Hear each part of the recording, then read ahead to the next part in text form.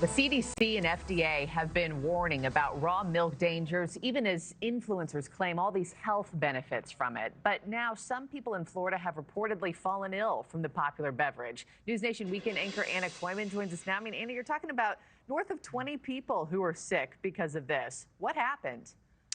Yeah, good morning, Markie. Good morning to everybody at home. So despite its popularity, raw milk is once again really coming under scrutiny this morning after 21 people in Florida reportedly fell ill from drinking it. And that's including 6 children under the age of 10, 7 hospitalized, and all of it came from the same farm.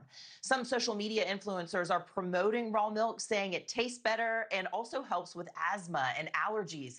But the Center for Disease Control says there are serious health risks associated.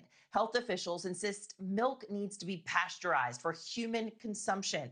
The heat treating process destroys potentially harmful bacteria, and it doesn't reduce milk's nutritional value.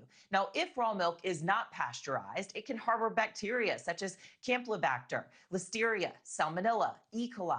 And these can cause illnesses ranging from simply gastrointestinal concerns all the way to life-threatening kidney failure.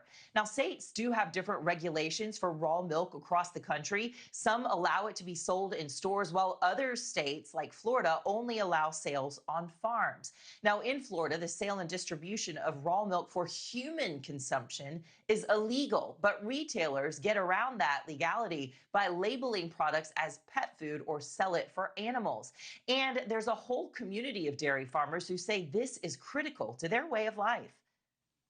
I think this is ridiculous. People have been drinking raw milk for the entire history of the world. Mammals are mammals because we drink milk, and we drink it the way God gave it to us. They gave it to us raw. That's going to take about 85% of my family's income.